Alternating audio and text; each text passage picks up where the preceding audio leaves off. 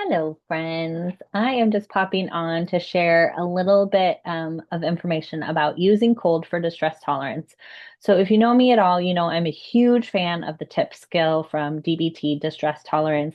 And the T stands for temperature, and it's about initiating the dive reflex with cold temperature, which can slow the heart rate and slow down your breathing, and is just awesome if you're feeling really stressed out for some people. And then there's other people for a variety of reasons for whom ice might not be a great choice, might be a little shocking to the system, might put them into a fight flight and kind of do the opposite of what was intended. So I had somebody let me know, like, hey, I've also heard that it can be not great, which led me to do a little bit more research, and I'm so grateful for that.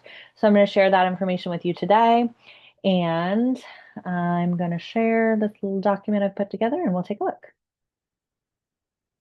Okay, so the T in the tip skill is super rapid and can be awesome because it just taps into that diving reflex. But if you have certain medical conditions, especially heart conditions, if you tend towards disassociation, if you have experiences with self-harm or have trauma history, the shock can be too much and it can even further dysregulate some nervous systems. So when this is the case, the remaining three letters in the TIP acronym can be something that you can connect with. I will say if you're on the fence and you feel like cold is something that is supportive, but the ice is just too intense, I recently learned about using an orange and freezing it or chilling it in the fridge, sort of like pick your intensity of temperature. If you want it just cool, you can keep it in the fridge, and then when you get it out, it gives a little coolness, it gives a little squeeziness, and if you scratch the skin, you get a nice sort of citrusy scent, which can be really nice for your nervous system, or you could freeze it. And same thing, you can scratch it and feel the cold, and it's can be much more pleasant or mild than actual ice. So that's sort of one step down if you still want to interact with cool temperature. If cold temperature is out, then the remaining three letters could be options for you. The I stands for intense exercise. Now, this one also, I would consult a medical practitioner if you, or a provider, if you have a history with heart stuff or eating disorders or over exercise or any physical mobility limitation.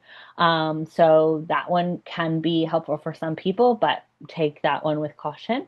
The first P is for paced breathing. That's any kind of counting and breathing where we're really focusing on our breath. The nervous system loves that.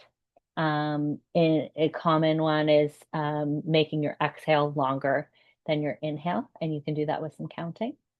The second P, oh, it looks like I got intense exercise on here twice. Oops. The second P is for progressive muscle relaxation. This is one of my favorite nervous system exercises, and it's where we go through the body parts, tense them up, take a breath, and then release them. You can do it with just one body part for a quick one, or you can do a longer one and do all your body parts. That one's really lovely as well. And if you are interested in temperature and sensory alternatives, um, but the ice feels too intense, like I said, the orange can be a first step down, and then you could just go the opposite direction towards warmth if you feel like warmth feels really cozy and comforting. So taking a warm bath, holding a cup of warm tea, and then even connecting with your other senses. So holding something that you like the texture of it, connecting with a scent, a smell that you really like, essential oils, or some people like coffee or chocolate.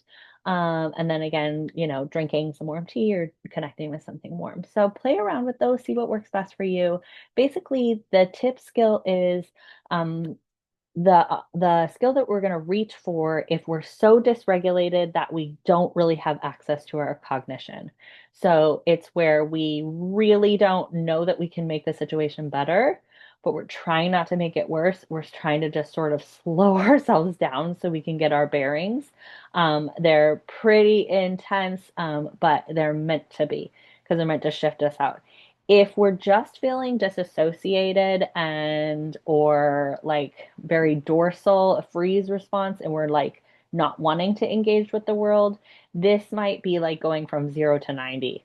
So it's not great to reach for unless you're really in a really activated, mobilized state, sympathetic fight flight kind of state where you want to slow yourself down. If you're already so slow, you're in more of a freeze, then you might want to do some gradual connecting with your senses, which can be really helpful for bringing us up the ladder a little bit. Okay, lots of love.